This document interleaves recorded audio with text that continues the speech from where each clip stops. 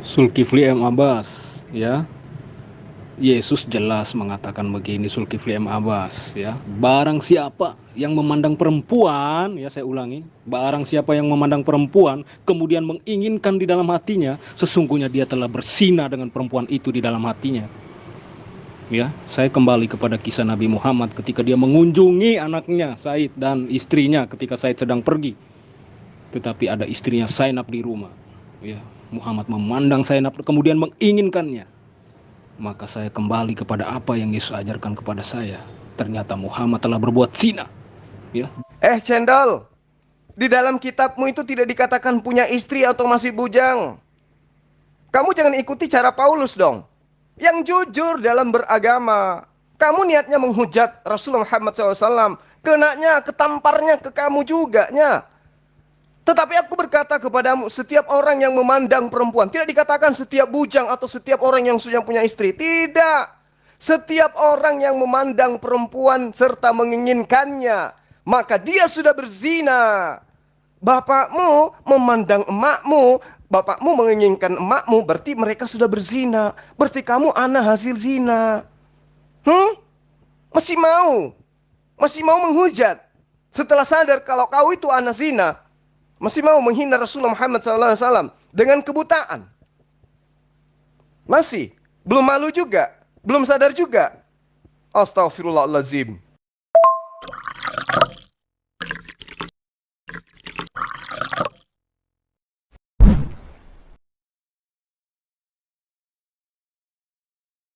Bismillahirrahmanirrahim. Dengan menyebut nama Allah yang maha pemurah lagi maha penyayang. Jadi begini, saudara Yohanes Lolan. Para nabi itu ketika beribadah, mereka itu menghadap ke bait suci. Apakah kemudian itu berarti bahwa Tuhannya mereka ada di dalam bait suci? Bait suci mereka berapa sih luasnya? Berapa sih besarnya? Lalu kemudian apakah kemudian mereka itu ada di dalam situ? Tentu tidak. Tentu tidak. Ya, meski di dalam kitabnya Bani Israel, misalnya terjemahan tahun 1912 ya, Mazmur 11 nomor 4, bahwa Tuhan itu ada di dalam Ka'bah. Allah itu ada di dalam Ka'bah. Tetapi bukan berarti Tuhan pencipta alam semesta itu ada di dalam Ka'bah. Itu yang perlu saudara pahami. Mudah-mudahan Anda bisa menggunakan akal yang sehat ya untuk memahami apa yang menjadi penjabaran saya. Seluruh nabi, bahkan Yesus sendiri itu ketika sujud menghadap ke objek, Pak. Apa ketika Anda mengatakan Yesus sujud menghadap ke ruang hampa, di sana tidak ada benda? Tentu ada. Tapi apakah kemudian Yesus menyembah kepada benda itu? Tentu tidak. Nah, inilah yang saya katakan. Ketika di dalam kitabnya Bani Israel dikatakan di kitab Raja-Raja, benarkah Allah akan diam bersama manusia di atas bumi? Sesungguhnya Allah, sesungguhnya langit, bahkan langit yang menaungi seluruh langit pun tidak dapat memuat Allah. Apalagi rumah ini, apalagi bait suci ini katanya. Artinya bahwa umat Islam itu tuntunannya jelas, syariatnya jelas. Aturan mainnya baku di dalam menyembah kepada Allah. Kalian tidak. Nyembah sekali seminggu, entah nyembahnya kepada siapa yang ngajarin, kayak mana prosesi ibadahnya, itu nggak ada di dalam pengajaran para nabi yang kalian kemudian lakukan. Kalau kami tuntunannya itu jelas, mulai dari salam, mulai dari takbir, diakhiri dengan salam, itu semua tuntunannya syariatnya lengkap. Jadi menghadap ke bait Allah itu bukan berarti menyembah bait. Sama ketika kalian masuk ke gereja menghadap ke patungnya Yesus, bukan berarti kalian itu menyembah kepada patung. Satu hal yang ingin saya ajarkan kepada saudara Yohanes Lolan. Kalau kemudian kalian mengatakan kalian tidak menyembah Yesus yang manusia, tetapi menyembah esensi Allah yang ada dalam diri Yesus, tapi faktanya kalian mendudukkan Yesus kepada posisi sebagai Tuhan pencipta alam semesta, kami itu beda. Kami hanya menghadapkan diri ke bait suci. Dan kami tidak menganggap bahwa di dalam Ka'bah itu ada Allah. Kalau kalian menghadapkan diri, menghadapkan jiwa kalian kepada manusia bernama Yesus, dan kalian menganggap pada diri Yesus itu ada pencipta alam semesta. Inilah yang saya katakan Kristen itu memberhalakan Yesus dengan menganggap Yesus itu di dalam dirinya ada pencipta. Kalau kami tidak, menghadap itu hanya prosesi ibadah. Cara-cara beribadah, itu namanya prosesi. Seperti yang dilakukan oleh Yesus, takbir, sujud, mengangkat kedua tangan, maju ke depan, lalu kemudian ruku, lalu kemudian sujud, lalu beri salam kepada pencipta. Itu prosesi namanya, itu syariat. Dan kalian memang tidak punya itu. Kenapa? Kalian orang Kristen itu sudah dibebaskan dari menyembah Tuhan. Sudah dimerdekakan dari aturan-aturan Tuhan. Galatia 5 nomor 1 dan seterusnya. Jadi Anda harus banyak belajar. Jangan lupa subscribe Iman Yakin Channel. Zulkifli M. Abbas yang terhormat, ya, itu bukan persoalan saya. Yang menjadi persoalan saya, ya, kenapa umat Muslim diwajibkan menghadap ke sana? Ya, jika mereka bersolat atau apapun mereka tidak menghadap ke sana, maka itu tidak sah sholatnya. Ya, kenapa saya mengatakan demikian? Karena ya, Tuhan itu maha besar, Zulkifli M. Abbas, maha kuasa, maha hadir. Dia ada di mana-mana. Ya, tidak ada alasan bagi kita untuk di mana, kemanapun dan kapanpun berdoa kepada Tuhan kita. Ya, Anda sendiri meyakini bahwa Allah Subhanahu wa taala itu maha besar, maha hadir. Ya, di mana-mana bisa ada Allah. Ya. Tetapi kenapa orang Muslim ketika berdoa dia hanya menghadap ke sana? Ya, ke satu tempat saja. Ya, kalau saya jelas, mohon maaf Zulkifli M. Abbas. Yesus mengajarkan begini, ya.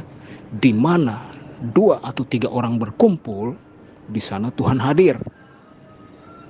Ya, kapanpun saya bisa berdoa, dimanapun saya bisa berdoa, dan menghadap kemanapun saya bisa berdoa. Apakah Anda bisa berdoa atau bersolat menghadap ke timur, ke utara, atau ke selatan? Ya, itu persoalan saya yang harus saya tanyakan kepada kamu. Zulkifli M. Abbas, ya. Yesus jelas mengatakan begini, Zulkifli M. Abbas, ya. Barang siapa yang memandang perempuan, ya saya ulangi, barang siapa yang memandang perempuan kemudian menginginkan di dalam hatinya, sesungguhnya dia telah berzina dengan perempuan itu di dalam hatinya. Ya, saya kembali kepada kisah Nabi Muhammad ketika dia mengunjungi anaknya Said dan istrinya ketika Said sedang pergi. Tetapi ada istrinya Zainab di rumah. Ya, Muhammad memandang Zainab kemudian menginginkannya. Maka saya kembali kepada apa yang Yesus ajarkan kepada saya. Ternyata Muhammad telah berbuat zina. Ya, barang siapa memandang perempuan kemudian menginginkannya di dalam hatinya, sesungguhnya dia telah berzina di dalam hatinya. Tetapi Allah Subhanahu wa taala mengatakan, "Hai Muhammad, apa yang telah kau sembunyikan di dalam hatimu itu?" Ya, Allah mengizinkan Muhammad melakukan hal itu. Tetapi sayang, Tuhan saya yang benar mengatakan bahwa hal itu adalah sebuah persinahan. Ya, memandang kemudian menginginkannya saja sudah berzina. Ya, tetapi Allah Subhanahu wa taala menganggapnya itu bukan sebuah zina. Tetapi itu adalah sebuah syariat yang benar. Astagfirullahalazim. Ya. Saya jadi bingung, Tuhan yang baik yang mana, yang benar yang mana. Berarti kamu terjerat dengan dalil kitabmu. Artinya kamu itu anak dari hasil zina. Berarti kamu adalah anak haram. Kalau kamu jadikan rujukan kitab Matius 5 nomor 28 milikmu itu. Tetapi aku berkata kepadamu, setiap orang yang memandang perempuan serta menginginkannya, maka dia sudah berzina. Bapakmu sebelum kawin dengan mamamu, bapakmu melihat dengan matanya perempuan yang mamamu itu. Dan ketika bapakmu melihat emakmu, bapakmu mengingini di dalam hatinya, sehingga dia kawini, sehingga kamu dilahirkan. Berarti kamu itu anak zina. Aku berkata, setiap orang yang memandang perempuan, berarti bapakmu kena. Karena emakmu perempuan. Lalu menginginkannya, berarti bapakmu kena. Karena ketika bapakmu melihat mamamu, bapakmu menginginkan mamamu. Sudah berzina, berarti bapak dan emakmu sudah berzina. Berarti kamu anak zina. Gimana? Masih mau percaya dengan dalil-dalil kayak begitu? Zulkifli M. Abbas, ya, bapak saya dan ibu saya itu, ya, bapak saya memandang dengan cinta kasih, ya, kepada ibu saya. Kemudian mereka menikah, ya, karena bapak saya belum punya istri, ibu saya belum punya suami. Nah, nabimu sudah punya istri. Nah, lo yang terjebak siapa? Lo, Zulkifli M. Abbas, ya. Kamu membuat parameter analogi itu salah, ya. Seorang laki-laki bukan seorang suami, ya. Kamu ingat itu, ya. Seorang laki-laki semua, baik itu bersuami maupun tidak bersuami, ya. Makanya saya bilang Zulkifli M. Abbas, ya, kamu pakai akal, ya. Nabimu sudah beristri, ya, kemudian dia memandang, waduh, ini lebih parah, ya. Kalau bapak saya, dia belum punya istri, dia masih bujangan, ya. Kemudian dia memandang mama saya, dia menginginkan, makanya dia mencintai mama saya, kemudian dia menjadikan mama saya sebagai istrinya, ya. Apa yang dipersatukan oleh Allah, janganlah diceraikan oleh manusia. Itu prinsip tegas, Yesus bilang begitu, ya. Kalau nabimu, dia sudah punya istri berapa tuh sebelum saya nabi itu? Udah berapa? 4 atau 5 apa 10? Ya. Kemudian dia menginginkannya. Astagfirullahaladzim. Ini zina yang Yesus maksudkan, itu perbuatan seperti ini, gitu loh. Ya, yang terjebak itu kamu, Zulkifli M. Abbas. Kalau kamu kasih parameter atau, ya, perbandingannya dengan seperti itu kamu yang terjebak sendiri nantinya. Ya. Kamu jangan sembarang, Zulkifli. Bapak saya belum punya istri ketika dia memandang mama saya. Ya, ingat itu, dia tidak berbuat zina. Ya, dia memandang mama saya, dia menginginkannya karena dia mencintai mama saya. Kemudian dia mengawini mama saya, ya. Dan dia tidak lagi mengawini wanita lain 2 atau 3 atau 4, Zulkifli M. Abbas. Ya, yang kemudian itu yang saya katakan sebagai zina. Ya, ingat itu. Ya. Nah, kena deh lu, tampol tuh muka lu. Jangan ke sana dulu. Kamu nggak ngerti ajaran agama Islam, nggak paham Islam. Kamu nggak bisa baca huruf hijaiyah. Kamu nggak ngerti hadits. Kamu nggak tahu apa itu sanad. Kamu nggak ngerti apa itu matan, apa itu perawi, asbabul urut, asbabul nuzul. Kamu nggak paham itu. Nah, cukup yang terjemahan aja coba kamu pahami. Kamu jangan kamu kotorin mulutmu dengan kebohongan. Kamu yang membawa dalil, kamu juga yang harus menelannya. Yesus berkata, aku berkata kepadamu, setiap orang yang memandang perempuan, tidak ada di situ kasih sayang, tidak ada di situ bujang. Setiap orang, kamu ngaku nggak kalau bapakmu itu orang? Ngaku kan? Berarti bapakmu kena di situ. Memandang perempuan, ngaku nggak kalau emakmu perempuan? Berarti emakmu kena di situ. Memandang nggak bapakmu tuh? Atau meraba? Kan dalilnya jelas, setiap orang yang memandang perempuan. Dia tidak katakan setiap orang yang meraba perempuan, tapi memandang. Atau kamu pikir bapakmu waktu melamar mamamu itu, waktu dia suka mamamu itu, bapakmu nggak melihat mamamu? Gitu? Enggak kan? Jadi emakmu sama bapakmu kena jatuh ke dalam perzinahan. Kenapa? Bapakmu menginginkannya. Barang siapa yang memandang perempuan serta menginginkannya, buktinya bapakmu menginginkan emakmu, mereka kawin. Ada kamu, maka mereka berzina di dalam hatinya. Berarti kamu hasil zina. Bapakmu mandang emakmu. Bapakmu menginginkan emakmu. Artinya mereka melakukan zina. Anaknya anak haram, anak zina. Sadar nggak? Jangan lupa subscribe Zulkifli M. Iman Yakin Abbas, Channel. apa yang dipersatukan Allah jangan diceraikan oleh manusia. Ya, bapak saya ketika memandang ibu saya, dia belum punya istri, Zulkifli M. Abbas. Kemudian dia mencintai istri saya, dia menginginkannya, dia mengambil mama saya menjadi istrinya, maka lahirlah saya. Kemudian bapak saya mengatakan, apa yang dipersatukan Allah jangan diceraikan manusia. Ya, bapak saya tidak lagi memandang perempuan lain dan menginginkannya dalam hatinya. Ya, itu tegas, prinsip apa yang Yesus katakan, firman Tuhan yang menghidupkan. Ya, kalau nabimu apa kabar Zulkifli M. Abbas? Itu berzina, sudah punya istri banyak. Yang memandang perempuan lain, menginginkannya, berzina lagi, mendapatkan istri yang baru lagi. Ya, itu pukulan telak buatmu Zulkifli M. Abbas. Cendol, di dalam kitabmu itu tidak dikatakan punya istri atau masih bujang. Kamu jangan ikuti cara Paulus dong. Yang jujur dalam beragama. Kamu niatnya menghujat Rasulullah Muhammad SAW. Kenanya, ketamparnya ke kamu juga nya.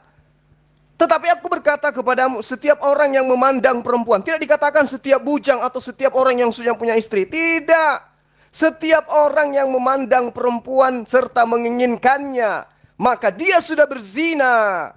Bapakmu memandang emakmu, bapakmu menginginkan emakmu, berarti mereka sudah berzina. Berarti kamu anak hasil zina. Masih mau? Masih mau menghujat? Setelah sadar kalau kau itu anak zina, masih mau menghina Rasulullah Muhammad SAW dengan kebutaan. Masih? Belum malu juga? Belum sadar juga? Astaghfirullahaladzim. Zulkifli M. Abbas, tadi kan kamu bilang saya anak haram. Jangan Kamu lupa ingat itu subscribe kata-kata Iman kamu. Yakin Ya, Channel. itu sampah. Saya bilang otakmu itu isinya sampah semua. Seperti gurunda saya, Rudi Yohanes mengatakan otakmu isinya tai semua, Zulkifli M. Abbas. Ya, makanya saya bilang kamu kasih analogi itu membuat kamu sendiri dinilai sebagai orang bodoh gitu loh. Ya, kamu bilang saya anak haram. Ya, sementara bapak saya sebelum dia mengambil ibu saya sebagai istrinya, dia tidak punya istri, Zulkifli M. Abbas. Dia memandang ibu saya, dia menginginkannya. Kemudian dia menikahi ibu saya. Lalu setelah mereka menikah, bapak saya punya prinsip. Ya, berdasarkan firman Tuhan, apa yang dipersatukan Allah janganlah diceraikan oleh manusia. Ya, ingat itu Zulkifli M. Abbas. Ya, kemudian ya saya bandingkan dengan nabimu Zulkifli M. Abbas. Ya, saat dia memandang itu Zainab, dia sudah punya istri 10 barangkali. Ya, lalu dia menginginkannya. Ya, ini kalau saya kaitkan dengan firman Tuhan saya, dengan Yesus, maka ini termasuk perbuatan zina. Ya, ingat itu. Ya, jadi kamu sendiri yang menampar muka kamu dengan kalimat kamu dan analogi kamu ya. Cendol, nggak ada hubungannya dengan itu, nggak ada hubungannya. Nggak ada hubungannya dengan itu. Nggak ada hubungannya. Dalil itu pun kalau saya kritisin kamu bisa muntah darah. Cukup ini aja dulu. Ini kan kamu menghujat Rasulullah Muhammad SAW ya, dengan ibunda Zainab. Matius 5 nomor 28. Aku berkata, siapa yang berkata? Yesus. Yesus yang mengatakan emakmu dengan bapakmu itu berzina, bukan aku. Yesus yang berkata, bukan aku yang berkata. Saya hanya menyadarkan kamu supaya mulutmu itu berhenti menghujat. Aku Yesus berkata kepadamu, setiap orang, bapakmu adalah orang yang memandang, bapakmu memandang, perempuan, emakmu perempuan, menginginkannya, bapakmu menginginkan emakmu, maka dia berzina. Berarti kamu anak zina. Sadar nggak kenapa bisa sampai hari ini otakmu nggak berfungsi? Sadar nggak apa penyebabnya? Itu karena kamu anak zina. Belum sadar juga. Waduh, gawat.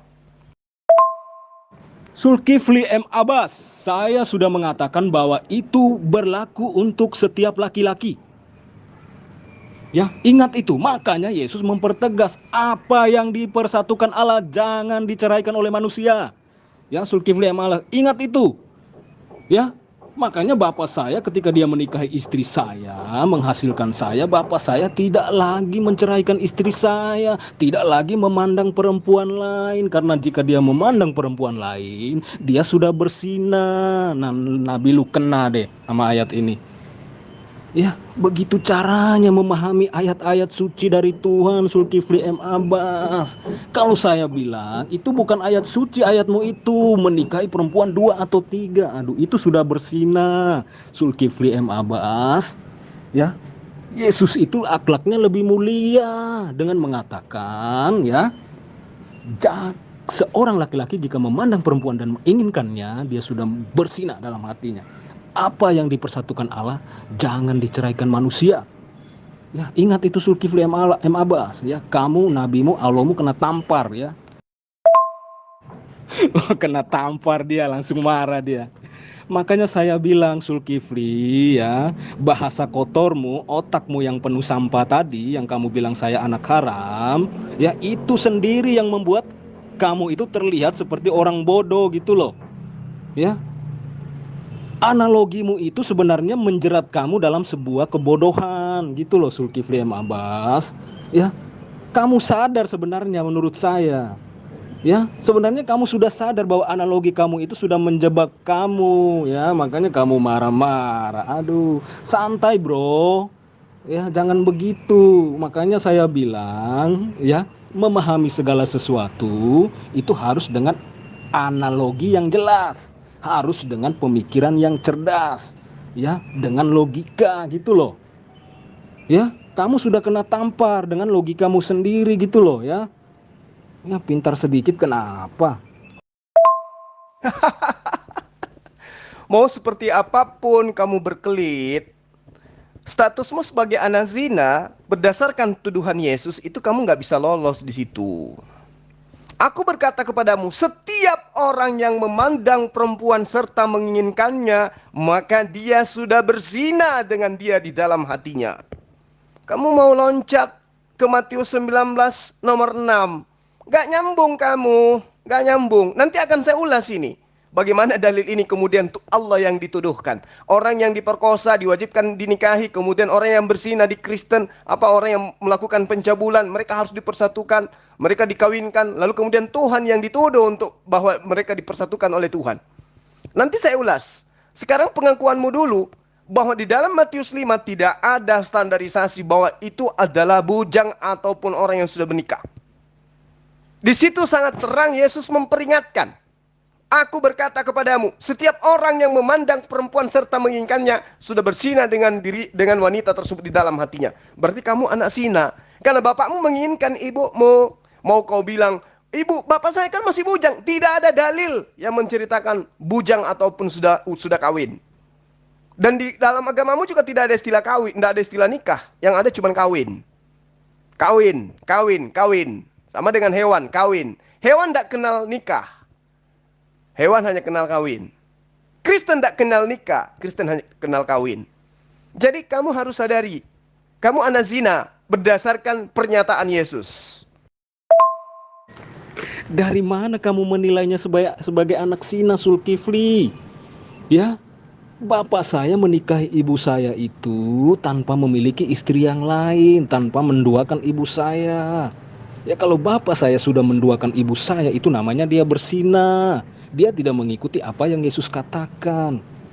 Ya, jangan-jangan kamu anak kedua dari istri bapak kamu. Ya, kemudian kamu ini anak zina, maka apa yang kamu pikirkan itu kamu terapkan ke saya gitu loh. Ya, makanya saya bilang, saya menjelaskan ke kamu, Yesus menegaskan, ya, barang siapa yang untuk laki-laki, ya, ketika dia menginginkan perempuan dalam hatinya, dia sudah berbuat zina, Zulkifli. Ya, hanya memandang loh, ya. Bapak saya memandang ibu saya, menginginkannya, kemudian menikahi ibu saya, Zulkifli. Setelah itu menghasilkan saya bukan anak haram. Saya adalah anak dari hasil cinta kasih antara ayah dan ibu saya gitu loh. Ya. Kalau misalnya ayah saya memandang wanita lain selain ibu saya, kemudian menikahinya menjadi istri kedua, 3 atau 4, itu ayah saya sudah berzina. Ini contoh yang sudah diberikan oleh Nabi kamu, Zulkifli M. Abbas.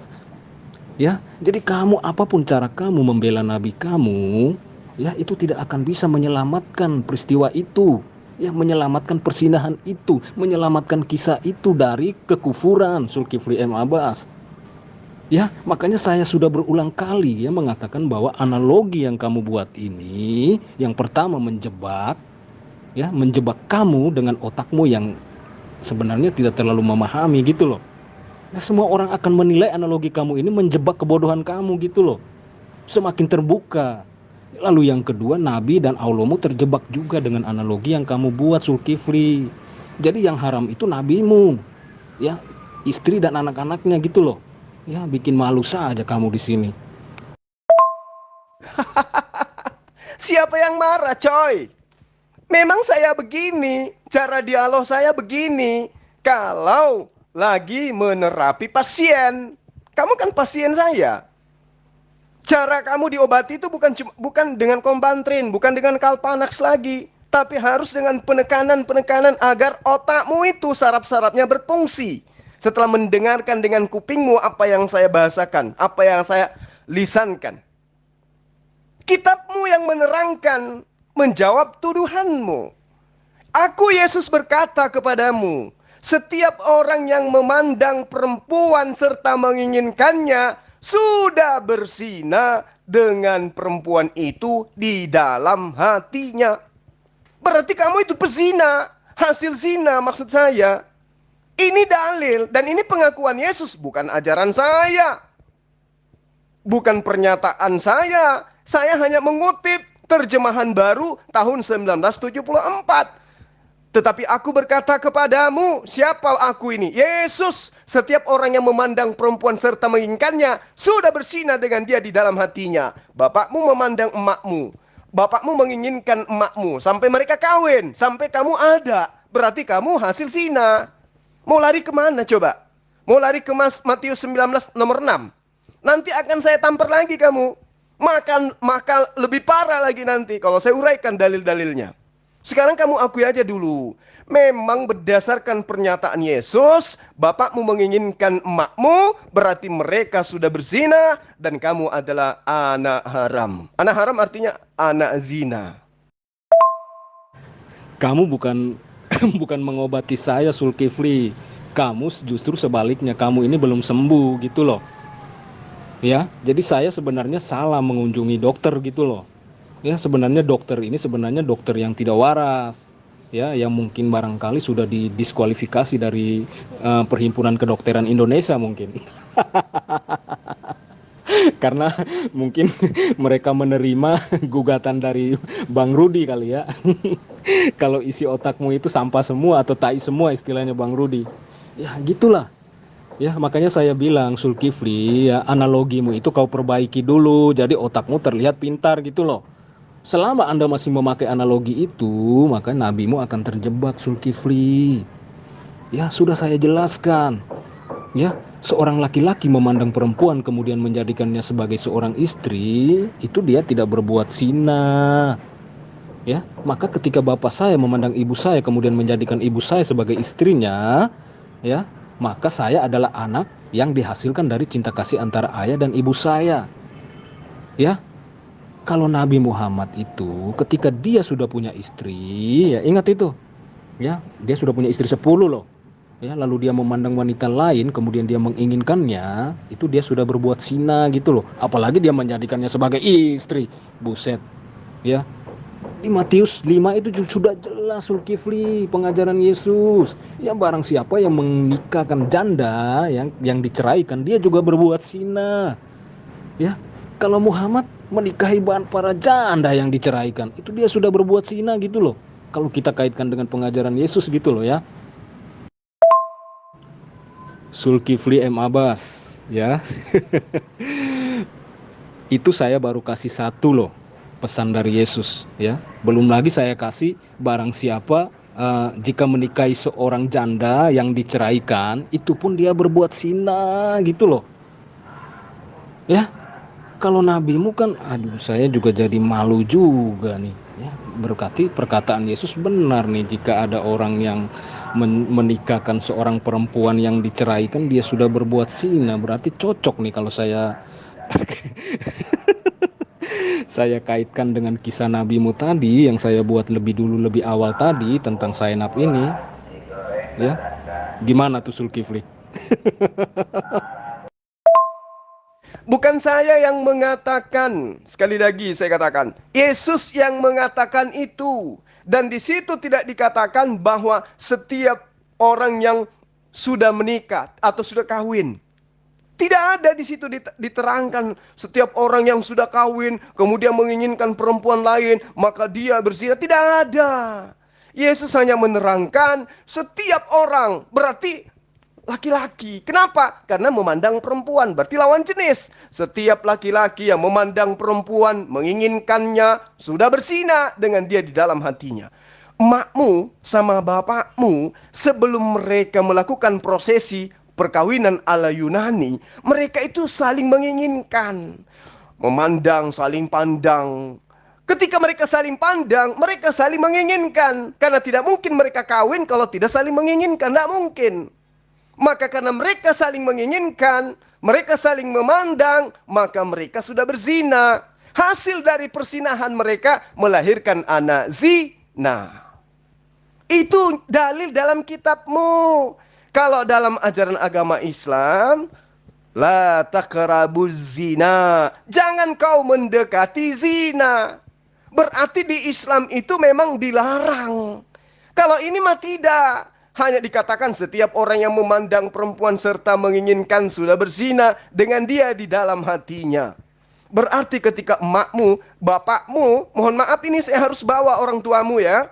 Karena kamu adalah buah dari mereka. Dan kamu menghujat Rasulullah Muhammad SAW. Maka saya harus menerapi otakmu supaya kamu sadar bahwa ternyata ajaran agamamu itu ketika dikuliti jatuhnya kepada anak zina.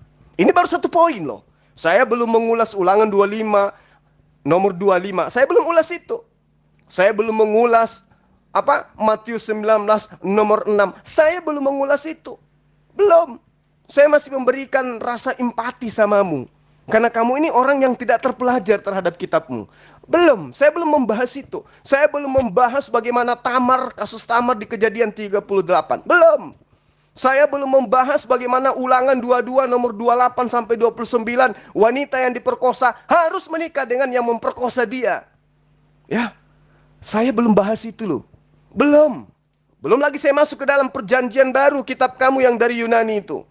Perempuan harus berdiam diri, perempuan harus merendahkan diri, perempuan tidak boleh mengajar, perempuan harus tunduk 100% kepada suaminya dalam setiap perkara. Belum saya masuk ke sana, belum. Saya masih menghajari kamu bahwa kamu itu berdasarkan perkataan Yesus, kamu itu anak haram, anak zina. Anak haram itu anak zina. Berdasarkan perkataan Yesus, kamu adalah anak zina. Silakan Anda bantah kalau ada dalil yang menguatkan Anda untuk keluar dari pernyataan Yesus di dalam Matius 5 nomor 28 ini. Silakan. Zulkifli M. Abbas, ya saya bilang ya kalau kita mengikuti perintah yang benar, ya dari Tuhan yang benar, ya Allahmu, nabimu, kamu semuanya terjebak gitu loh. Semuanya berbuat zina gitu loh. Ya, ini perkataan saya tegas. Ya, Yesus mengatakan begini, perkawinan menurut ajaran Kristen ya. Seorang laki-laki yang mencintai seorang perempuan, maka dia meninggalkan ayah dan ibunya. Ya, kemudian bersatu dengan perempuan ini, mereka menjadi satu daging di dalam apa? Di dalam Tuhan, gitu loh. Ya, maka Yesus katakan, apa yang dipersatukan Allah janganlah diceraikan oleh manusia. Zulkifli M. Abbas. Ya, maka Yesus bilang lagi nih, pengajaran Yesus nih di Matius tuh banyak. Ya, barang siapa yang menikahkan perempuan yang diceraikan, dia sudah berbuat zina. Nah, ini nih kena banget nih dengan nabimu nih Zulkifli. Ya saya kasih tahu nih ya, saya tidak bermaksud menghina, tetapi kalau jika saya mengaitkan dengan Nabi Muhammad, maka menurut ajaran kasih yang Yesus berikan kepada saya, nabimu sebenarnya telah berbuat zina Zulkifli, karena dia menikahi perempuan yang diceraikan. Ya, ingat itu, tidak bisa kau bantah. Ya, meskipun ajaran Allahmu seperti itu, tapi menurut saya ya kalau kita melihat dari buahnya sih kita bisa mengenal Tuhan yang baik yang mana. Ya, saya bisa memilih. Ya, kalau saya ya ajaran yang Yesus bawa ini sudah benar. Ya, Zulkifli M. Abbas, saya tidak mempersalahkan ajaran Allahmu, tetapi saya mengajarkan kamu untuk memilih, ya, melihat dan bahkan menilai. Ya, agar kamu bisa punya pilihan yang bagus gitu loh. Ya. Belajar, ya. Akui dulu bahwa kamu itu adalah anak dari hasil zina. Baru saya terangkan tentang hadits, saya terangkan tentang Al-Quran. Kenapa? Mengkaji, mempelajari, apalagi jauh sampai kepada titik mengkritisi Quran, harus menggunakan ilmu. Kamu gak ada ilmu, jadi percuma. Kamu cukup kembali kepada dalil kitabmu. Bagaimana kemudian Yesus menerangkan di dalam aturannya dia, orang yang memandang perempuan serta menginginkannya, kalau cuma memandang mah nggak apa-apa, tapi menginginkan, kata Yesus, itu sudah berzina. Orang yang memandang perempuan lalu menginginkannya, kata Yesus, dia sudah berzina di dalam hatinya. Dalil ini, aduh, benar-benar nampar deh. Ya, artinya bahwa kamu harus sadari dulu, kamu itu adalah hasil zina. Karena kenapa? Bapak sebelum mengawini mamamu, terlebih dahulu mereka ini saling menginginkan. Belum kawin ala Yunani loh, di gereja belum. Tapi mereka sudah melakukan apa yang kemudian ditegaskan oleh Yesus. Mengingini, memandang. Mereka berzina. Berarti kamu anak sih? Nah, kamu mencoba untuk memelintir lidahmu. Tidak ada ajaran Yesus yang seperti yang kamu tuduhkan. Barang siapa yang mencintai seorang laki-laki atau seorang perempuan, kemudian dia meninggalkan kedua orang tuanya, maka mereka akan dinikahkan. Tidak ada itu yang kayak begitu. Kamu jangan ngarang bebas. Ya, saya ini ahli kitabmu. Kamu nggak bisa nipu-nipu. Kamu nggak bisa nipu-nipu, sekali lagi saya katakan. Kamu boleh bermanis-manis. Nggak boleh lagi dinikahkan seorang janda itu. Itu kamu boleh tuduhkan kepada Yesus. Tapi itu ajaran apaan yang kayak begitu? Seorang janda nggak boleh lagi dinikahkan. Dibiarkan menjanda seumur hidup. Ini ajaran kasih atau ajaran sinting? Orang yang diceraikan sama suaminya, dibiarkan menderita, menjanda seumur hidup. Ya, ini ajaran apa? Sementara wanita itu membutuhkan kasih sayang, membutuhkan pendamping. Kodratnya dia dicipta sebagai pendamping oleh seorang laki-laki. Diharamkan menikah lagi kalau sudah menjanda, kalau sudah diceraikan. Nenekmu kiper. Lalu kemudian kau mengatakan bahwa seorang yang mencintai, meninggalkan kedua orang tuanya, menyatu dengan istrinya, tidak boleh lagi dipisahkan. Itu kamu bermulut-mulut manis supaya keajaranmu dianggap benar. Dalilnya tidak seperti itu. Coba kamu baca Matius 19 itu. Demikianlah mereka bukan lagi dua, melainkan satu. Karena itu yang dipersatukan Allah tidak boleh diceraikan manusia. Yang mana nih yang masuk kategori yang dipersatukan oleh Allah? Yang mana? Yang mana? Coba kamu lihat di dalam kitab yang kamu ambil ya. Apabila orang-orang yang bersaudara ditinggal bersama-sama dari orang yang mereka dari seorang daripada mereka mati dengan tidak meninggalkan anak laki-laki, maka janganlah istri orang mati itu kawin dengan orang di luar lingkungan keluarganya. Saudara suaminya haruslah menghampiri dia dan mengambil dia menjadi istri, dan dengan demikian melakukan kewajiban perkawinan ipar. Jadi kalau kamu menikahi istrimu, kemudian istrimu meninggal, ya, kamu tidak boleh lagi menikahi wanita lain. Atau sebaliknya, ketika kamu meninggal, istrimu kamu meninggal dunia, maka istrimu itu nggak boleh menikah ke orang lain, tapi boleh menikah dengan saudaramu yang laki-laki. Jadi apa yang kau ucapkan tadi itu bohong. Mengatakan bahwa seorang yang janda tidak boleh dinikahin katamu. Itu ajaran Yunani yang kau sampaikan, kau atasnamakan Yesus. Kalau ajarannya Bani Israel itu sangat jelas. Ulangan 25 nomor 5. Apabila seseorang yang bersaudara tinggal bersama-sama dan seorang dari mereka mati dengan tidak meninggalkan anak laki-laki, maka janganlah istri orang yang mati itu kawin dengan orang di luar lingkungan keluarganya. Saudara suaminya lah yang harus menghampiri dia dan mengambil dia menjadi istri, dan dengan demikian melakukan kewajiban perkawinan ipar. Jadi janda itu bisa dinikahi. Kamu jangan mengatakan tidak bisa dinikahi. Janda itu bisa dikawini, tak dinikahi, bukan dikawini. Dinikahi dulu baru dikawini. Bisa. Lalu kemudian kamu ingin menepis yang dikatakan Yesus dalam Matius nomor 28. Aku berkata kepadamu, setiap orang yang memandang perempuan serta menginginkannya sudah berzina dalam hatinya. Kamu ingin meninggalkan itu. Kamu malu dengan dalil itu. Ternyata kamu hasil zina. Karena bapak emakmu saling menginginkan sebelum mereka kawin. Kamu ingin lari dari sana. Bawa-bawa Rasulullah lagi. Kamu punya kapasitas apa? Membahas hadits kamu gak mampu. Bahas Al-Quran kamu gak mampu. Kecuali menghujat. Ingat saya katakan kepada saudara. Orang yang berbicara tentang sesuatu yang tidak dia ketahui itu sama dengan orang gila. Dan kenapa ini Anda lakukan? Karena Anda adalah anak zina. Sehingga pikiran Anda itu blank. Tidak bisa membedakan kebenaran. Tidak bisa menalar apa yang ada dalam kitabmu. Apalagi dalam kitabnya agama lain. Maka itulah saya katakan sebagai dokter kepada pasien. Kamu jangan melawan dokter. Kamu harus ngikutin apa yang dokter katakan. Katakan dirimu itu adalah sebagai anak zina. Agar kamu itu sembuh secepatnya. Kalau kamu membantah, kamu akan sakit selamanya. Kamu tidak akan pernah sehat. Terima itu, saya berikan obat. Kalau kamu nggak terima, kamu akan sakit selamanya.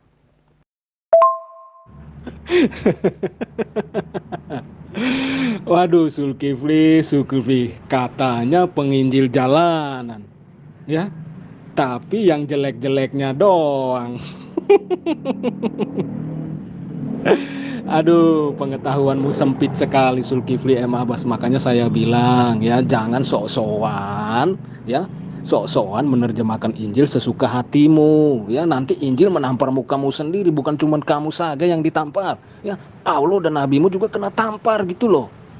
Makanya saya bilang, kalau tidak mengerti jangan sok-sokan, Zulkifli. Ya, itu baru satu, baru dua pengajaran loh yang keluar dari mulut Yesus loh. Itu dia menampar loh. Ya, menampar kamu, menampar Allahmu, menampar nabimu gitu loh. Karena mereka terjebak dengan apa yang Yesus katakan. Ya, masa kamu nggak ngerti-ngerti dari tadi penjelasan saya, Zulkifli M. Abbas? Ya, babak belur terus kamu kalau ketemu saya. Makanya saya bilang, ya, jangan sok-sokan memahami Injil kemudian menerjemahkannya sesuka hatimu gitu loh. Ya, maka ketika saya menggunakan pemahaman yang lurus, itu akan menampar kamu, Zulkifli. Bukan cuman kamu loh. Allah, Muhammad kena tampar semua. Ya, makanya saya bilang kalau saya mengukur nabimu, Allahmu, ya, dengan ayat yang tadi di Matius itu, yang Yesus, pengajaran Yesus itu, waduh, itu dihukum berat. Itu Allah sama Muhammad dihukum berat. Ya, bisa-bisa ke neraka dua-duanya. Ya. Ini saya anggap kamu sudah keok ya. Karena kamu tidak bisa menyangga lagi kecuali hanya klaim-klaim kosong. Ya. Kamu mengatakan saya tidak ngerti kitabmu. Dari segi mana saya tidak ngerti? Yang ada adalah kamu mengatakan saya tidak ngerti. Kenapa? Karena kamu sudah ketampar dengan dalil dalam kitabmu sendiri. Lukas 16 nomor 18 itu bukan sabda Yesus. Bukan perkataan Yesus. Setiap orang yang menceraikan istrinya lalu kawin dengan perempuan lain, ia berbuat zina. Dan barang siapa kawin dengan perempuan yang diceraikan suaminya, ia berbuat zina. Itu bukan perkataan Yesus, cendol. Itu perkataan pengarang kitabmu Lukas, muridnya Paulus. Sementara Allah menerangkan di dalam kitabnya Bani Israel, Yesaya 50 nomor 1. Beginilah firman Tuhan. Di manakah gerangan surat cerai ibumu? Tanda aku telah mengusir dia. Artinya bahwa cerai itu sudah diajarkan. Kemudian di dalam kitabnya Bani Israel, Yeremia 3 nomor 1, firmannya lagi, firman Allah kepadanya. Jika seorang menceraikan istrinya, lalu perempuan itu pergi daripadanya dan menjadi istri orang lain, akan kembalikah laki-laki yang pertama kepada perempuan itu? Bukankah negeri itu sudah tetap cemar? Engkau telah berzina dengan banyak kekasih dan kamu kembali kepadaku. Demikianlah firman Tuhan. Cerai itu boleh, ada ajarannya. Bahkan di dalam kitabmu Matius 5 nomor 31 sampai 32 itu juga telah dikatakan, telah difirmankan juga, siapa yang menceraikan istrinya harus memberi surat cerai kepadanya. Itu nyata. Itu ada di dalam kitabmu. Tetapi aku berkata kepadamu, setiap orang yang menceraikan istrinya kecuali karena zina, maka ia menjadikan istrinya berzina, dan siapa yang kawin dengan perempuan yang diceraikan ia berbuat zina. Ini bukan perkataan Yesus. Dan ini sangat terang dikatakan, telah berfirmanlah Tuhan, siapa yang menceraikan istrinya harus memberi surat cerai kepada istrinya. Lalu kemudian pengarang kitabmu mengatakan, aku berkata kepadamu. Ini bukan firman Allah lagi. Firman Allahnya tadi adalah siapa yang menceraikan istrinya harus memberi cerai, harus memberi surat cerai kepadanya. Lalu firman pengarang, apa sabda pengarangnya? Setiap orang yang menceraikan istrinya karena berbuat zina, ia menjadikan istrinya berzina. Dan siapa yang kawin dengan perempuan yang diceraikan, ia berbuat zina. Satu hal yang perlu kamu pahami. Di dalam ayat ini, di dalam kitabmu ini diterangkan. Di nomor 32 dari Matius 5. Aku berkata kepadamu, setiap orang yang menceraikan istrinya, kecuali karena zina, ia menjadikan istrinya berzina. Jadi ada pengecualian, berarti cerai itu boleh. Ya, cerai itu boleh. Lalu kemudian saudara mengatakan, apa yang disatukan Tuhan tidak bisa dipisahkan. Itu perkataan siapa? Faktanya di dalam kitabmu boleh. Dalilnya ada, boleh bercerai. Yesaya menerangkan, Yeremia menerangkan, ya, bahkan kitab Perjanjian Barumu juga menerangkan. Jadi mau kayak mana lagi? Kamu yang harus banyak belajar dan memahami bahwa ternyata benar. Berdasarkan perkataan Yesus dalam Matius 5 nomor 28, kamu itu adalah anak zina.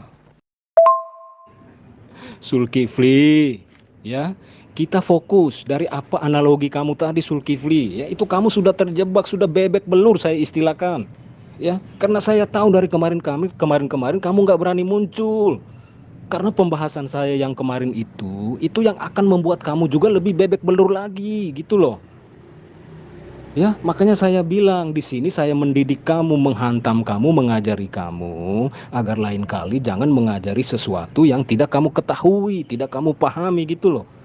Ya, karena bicara Bible itu bicara apa yang tertulis, ya, bukan apa yang dikayalkan, gitu loh. Kalau Al-Quran ya mungkin iya, kita bicara sesuatu yang dikayalkan.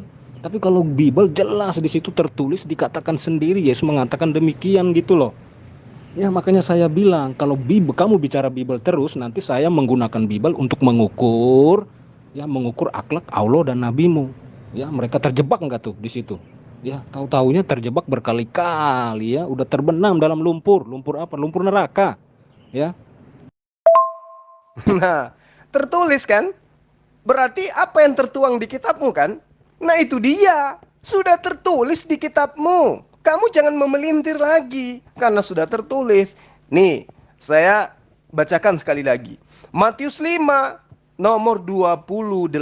Kata per kata. Tetapi aku berkata kepadamu, setiap orang yang memandang perempuan serta menginginkannya, sudah berzina dengan dia di dalam hatinya. Berarti bapakmu sebelum kawin dengan emakmu sudah melakukan persinahan di dalam hatinya. Berarti kamu adalah anak hasil zina. Ingat. Kamu katakan apa yang tertulis. Jangan kamu pelintir lagi. Karena itu yang tertulis di kitabmu. Ya.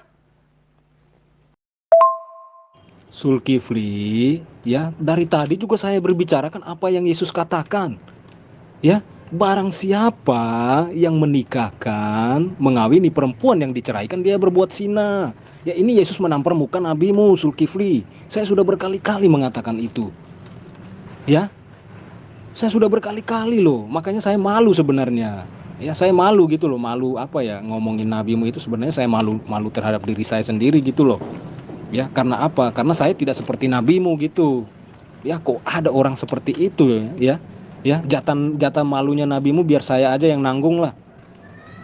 Ya.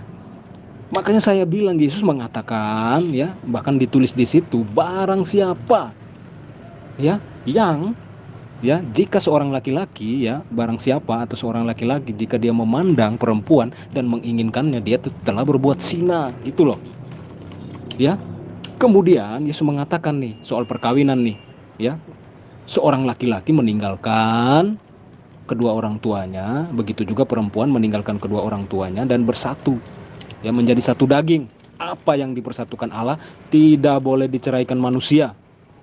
Ya, kalau Nabi mau enggak, dia enggak peduli. Ya, dia enggak memperhatikan ya sesuatu yang sudah sah. Ya, istrinya yang sah yang dipersatukan dengan ikrar di hadapan Allah Subhanahu wa taala. Dia enggak peduli. Ya, dia mengawinin lagi wanita yang lain. Ya, bahkan dia memandang wanita lain kemudian menginginkannya. Ya, ini namanya zina kalau saya kaitkan dengan Bible saya, Zulkifli M. Abbas. Ya, makanya tadi saya sudah tegaskan ke kamu, ya, jika kamu masih terus-terusan ya membahas Bible seenak udelnya kamu, ya, maka saya akan menggunakan Bible ini untuk mengukur akhlaknya nabi, bukan cuma nabimu, ya, Allahmu pun saya ukur. Apakah dia itu Tuhan yang baik? Apakah dia itu Tuhan yang benar? Dengan apa saya ukur? Dengan Bible saya. Ya. Itu baru kau tahu rasa Zulkifli M. Abbas. Ya, sudah kena tampol tuh dengan 2 ayat tadi, ya. Bukan cuma nabimu doang, Allahmu kena tampar. Ya. Kalaupun itu ajaran Yesus, walaupun itu adalah karangan Lukas, maka saya katakan ajaran Yesus ya untuk Bani Israel, bukan untuk kepada Rasulullah Muhammad SAW. Rasulullah Muhammad SAW punya syariat sendiri, di mana syariatnya adalah meluruskan segala fitnahan perjanjian baru terhadap ajaran para nabi. Contoh yang saya terangkan tadi, Ulangan 25 nomor 5. Belum lagi saya terangkan tadi di dalam Yeremia 31 nomor 1. Yeremia 3. Yesaya 50 nomor 1. Yeremia 3 nomor 8. Semua saya terangkan kepadamu bagaimana kemudian cerai itu dibolehkan. Ya. Lalu kemudian di dalam Lukas 16 ayat nomor 18 yang kamu jadikan acuan itu bukan perkataan Yesus. Itu karangan Lukas. Lukas tidak pernah bertemu dengan Yesus. Itu yang perlu kamu pahami. Nah, di dalam kitabnya Bani Israel, bahkan di dalam kitabmu di Matius 5 itu diterangkan siapa yang menceraikan istrinya harus memberi surat cerai kepadanya. Itu yang perlu kamu paham. Sementara yang terjadi terhadap Rasulullah Muhammad SAW itu asbabul wurudnya jelas, karena ingin mematahkan tentang sanab, tentang silsilah, tentang anak angkat, di mana anak angkat itu adalah kegemaran orang-orang pada masa itu. Sikit-sikit anak angkat, sikit-sikit anak angkat. Padahal anak angkat itu tidak memutuskan adanya hukum syariat tentang muhrim. Tidak bisa saya ngangkat anak gadismu sebagai anak angkat, kemudian begitu dewasa dia boleh tinggal di rumahku dalam keadaan dia tidak tutup aurat. Itu nggak boleh. Itu yang diputuskan dengan datangnya kejadian itu kepada Rasulullah Muhammad SAW. Dengan arti kata bahwa tidak boleh mengambil anak angkat, ya, dan kemudian dijadikan sebagai anak selayaknya anak kandung, nggak boleh. Lain cerita kalau memang mereka ini dari lahir disusuin, lain cerita. Tapi kalau misalnya dia sudah besar, diambil sebagai anak angkat, kemudian tidak ada batasan muhrim, itu nggak boleh. Itulah yang diputuskan oleh Rasulullah Muhammad SAW. Maka menikahi anak angkat, menikahi istri dari anak angkatnya, membuktikan bahwa kedudukan Said dan Rasulullah Muhammad SAW itu tidak kemudian menjadi anak kandung. Kedudukannya nggak jadi anak kandung. Berarti istri dari anak angkat itu bukan muhrim. Mentang-mentang anak angkat punya istri, seenak aja masuk ke kamarnya, nggak boleh. Itu yang diputuskan oleh syariat Islam. Tidak seperti dalam kitabmu. Anak kandung berdua, bersaudara, kakak beradik, memperkosa ayahnya sendiri. Itu dalam kitabmu itu ada kayak begitu tuh. Belum lagi kalau di dalam Ulangan 25 ya, diterangkan di dalam kitabmu ya,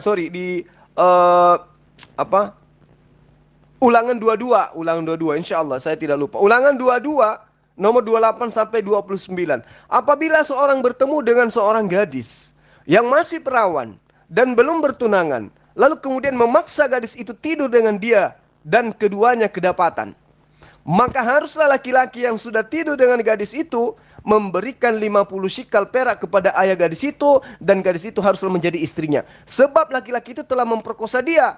Selama hidupnya tidak boleh laki-laki itu menyuruh dia pergi. Ini sangat lucu gitu loh.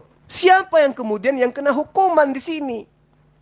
Yang memperkosa atau yang diperkosa? Coba, kamu memperkosa anak tetanggamu, apa hukumannya? Ya kamu harus nikahi dia. Wah, gila nih ajaran. Jadi inilah yang dimaksud dari Lukas. Apa yang dipersatukan Tuhan, ya. Matius juga ada di dalam Matius 19 nomor 6. Apa yang dipersatukan Tuhan tidak boleh dipisahkan atau tidak boleh diceraikan oleh manusia. Apakah yang dipersatukan Tuhan ini termasuk kategori yang ada di dalam Ulangan 22 Ulangan 6 nomor 22 ini? Ulangan 22 nomor 28 sampai 29 ini. Apakah itu termasuk yang dipersatukan Tuhan? Kalau ada perempuan diperkosa, maka laki-laki yang memperkosa harus membayar 50 shikal perak kepada orang tua perempuan. Enak kali ya. Memperkosa, cara melepaskan diri dari hukuman, ya memberi bayar 50 perak. Baru kemudian nikahi perempuan itu. Wah, enak kali. Pantasan banyak kasus-kasus pemerkosaan di luar sana ya. Ternyata kalau kita memperkosa, ganjarannya nikahi perempuan yang diperkosa itu. Dan perempuan itu tidak boleh menikahi laki-laki lain selain sang pelaku pemerkosa. Hebat kali ajarannya. Zulkifli, sekali lagi kamu blunder, Zulkifli. Ya, makanya saya bilang, ya, saya akan menggunakan kitab suci saya untuk mengukur nabi kamu. Ya. Sekarang kita buat perbandingan nih, ya. Kamu blunder lagi, nanti blunder yang saya maksudkan itu kamu nanti mempermalukan lagi Allah sama Rasulullah. Ya. Nanti kamu mempermalukan lagi loh penjelasan saya berikutnya ini nih. Ya. Jika kita mau membandingkan pengajaran yang tadi konon kata kamu tadi, yaitu tulisan Lukas, ya bukan kata-kata Yesus ya, tadi kamu bilang ya. Nanti masa seorang Lukas bisa mempermalukan nabimu, mempermalukan Allahmu? Aduh, Zulkifli. Ya, masa Lukas punya pemikiran yang lebih baik dari pemikiran Allahmu, dari pemikiran nabimu? Ini yang saya selalu katakan, Zulkifli.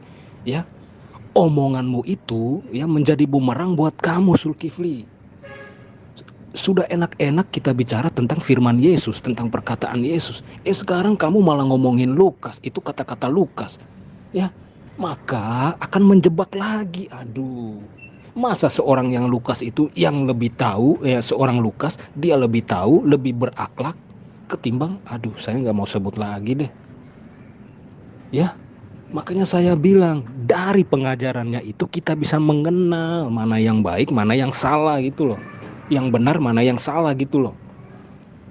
Ya, nanti kamu bilang, bukan kamu ya, saya sudah mengatakan kalau memang kamu bilang itu dari Lukas, saya mengatakan kok Lukas dia lebih tahu sih mana yang benar ketimbang Allah dan Muhammad. Ya, yang benar itu punya istri satu. Ya, kalau bisa untuk selama-lamanya. Ya, jangan diceraikan, itu Yesus yang katakan loh, bukan Lukas ya. Ya. Sementara Allahmu, aduh, mohon maaf, dia mengizinkan Muhammad menikahi wanita lain. Ya, apalagi wanita ini bekas diceraikan. Ya, padahal Muhammad sendiri sudah punya istri banyak. Aduh. Makanya saya bilang kalau saya bandingkan, ya, Injil, kalau Injil atau ke kitab suci saya ini saya terapkan kepada Allah dan Rasulmu, ya, aduh, itu akan mempermalukan, ya, Zulkifli ya. Ya, jadi kamu hati-hati bicara kalau lain kali gitu loh, ya.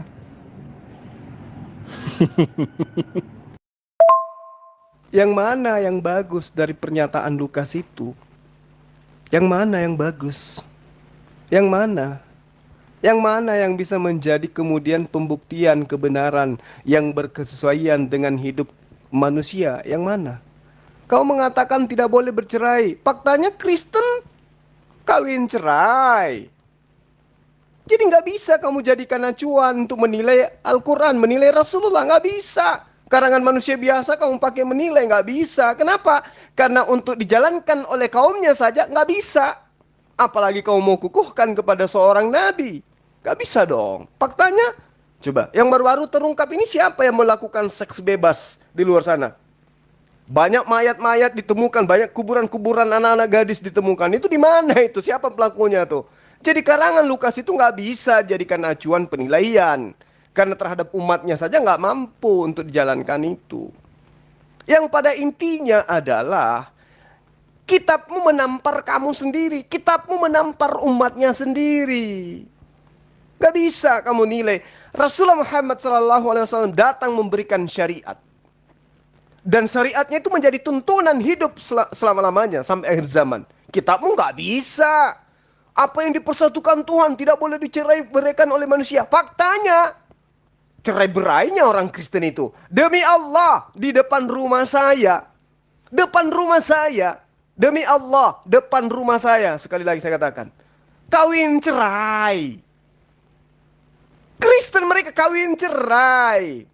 Orang yang ada di kota saya ini yang kenal saya pasti mengatakan betul itu. Di depan rumahnya Bang Zuma, betul. Kawin cerai coy.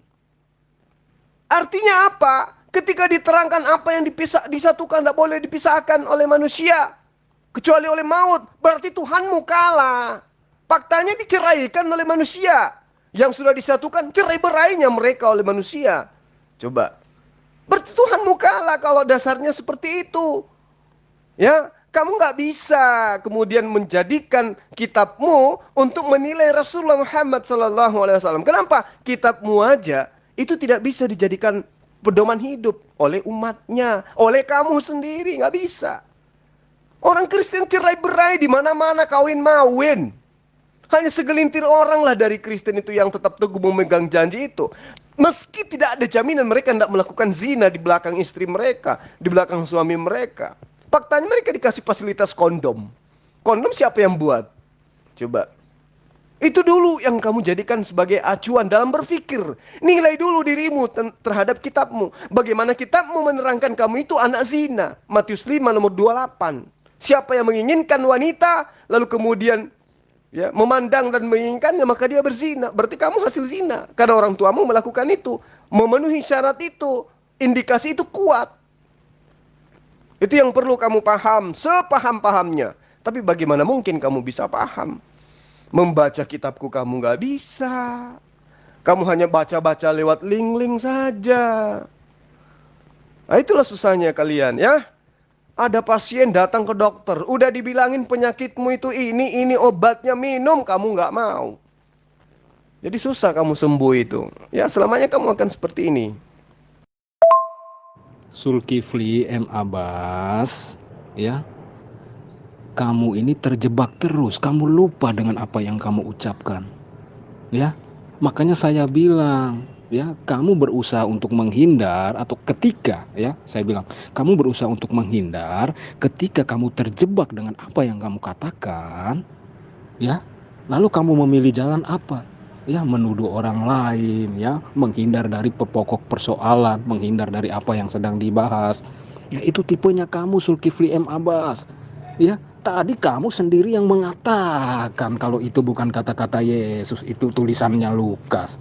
Makanya saya bilang, ya, kamu kan bilang sendiri nih tulisannya Lukas nih. Ya. Lukas juga mengatakan demikian, Zulkifli M. Abbas. Ya. Aduh. Masa Lukas akhlaknya lebih mulia dari Nabi dan Rasulmu? Ya, kan tadi kita bicara Yesus, ucapan Yesus. Ya, kamu bilang itu tulisannya Lukas. Ya, sekarang saya bilang ke kamu, kok Lukas pikirannya lebih baik dari pikiran Allah dan Rasulmu? Ya, kan itu. Makanya saya bilang kamu jangan bikin blunder gitu loh. Ya, Lukas yang manusia dia lebih berpikir tentang hal-hal yang baik. Kan meskipun itu ditulis oleh Matius tadi kamu bilang itu bukan ucapan Yesus, itu ucapannya Lukas tadi kamu bilang di atas. Ya, kamu blunder lagi saya bilang, Zulkifli. Ya, kamu mempermalukan Allah dan Rasulmu sendiri di sini loh, ya. Karena apa? Karena ketika kamu mengatakan bahwa meskipun itu Matius yang tulis, tapi kamu mengatakan bahwa itu Lukas, perkataan Lukas, masa Lukas lebih tahu mana yang baik, mana yang tidak baik? Ya, ya menurut saya pengajaran Lukas itu udah benar. Ya, tidak boleh ya menceraikan orang istri, ya, tidak boleh berbuat zina. Ya, kalau sudah punya istri jangan memandang wanita lain kemudian ya menginginkannya, bahkan mengawininya. Ya, itu nampol banget ke rasulmu itu. Ya, masa Allahmu mengajarkan demikian yang tidak baik? Menurut saya tidak baik itu ajaran ya. Udah punya istri banyak, masa kawin lagi atas izin Allah lagi. Aduh, malu-maluin aja. Itu kan penilaian kamu bahwa ucapan Lukas lebih baik daripada daripada apa yang kamu nilai dari diri Rasulullah Muhammad SAW. Faktanya, jangan kamu ukur kepada Rasulullah Muhammad SAW. Faktanya ukur kepada perilaku kalian, wahai umat Kristen.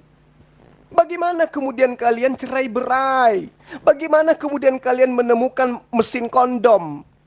Untuk apa kondom itu kalian buat? Kalau bukan untuk berzina, bukan untuk bermaksiat. Untuk apa kalian menemukan hal-hal seperti itu? Untuk apa kalian temukan alat-alat seks dan seterusnya? Siapa yang menemukan alat-alat seperti itu kalau bukan dari kalian? Untuk apa kalian membuat yang kayak begitu-begitu? Dan dari mana penyakit AIDS itu datang? Coba kamu lihat sekarang, 10 negara tertinggi penyakit AIDS itu agamanya apa? Kitabnya apa? Berarti Lukas nampar kalian. Jangan kau pergi menilai orang lain. Karena orang lain punya kitab sendiri. Punya hukum-hukum sendiri. Punya aturan main sendiri. Jangan kau menilai negara Amerika dengan aturan mainnya Indonesia. Kamu cacat logika namanya tuh. Nilai dirimu dengan kitabmu. Ya, apa yang dipersatukan Tuhan tidak boleh diceraikan oleh manusia. Lah kalian cerai berai. Sikit-sikit cerai, sedikit kawin, sedikit cerai, sedikit kawin. Jadi kamu jangan mengukur orang dengan kitabmu yang dirimu sendiri langgar. Lawang kamu sendiri langgar kok, gimana orang lain? Kenapa dilanggar? Karena kitabmu itu bukan firman Tuhan.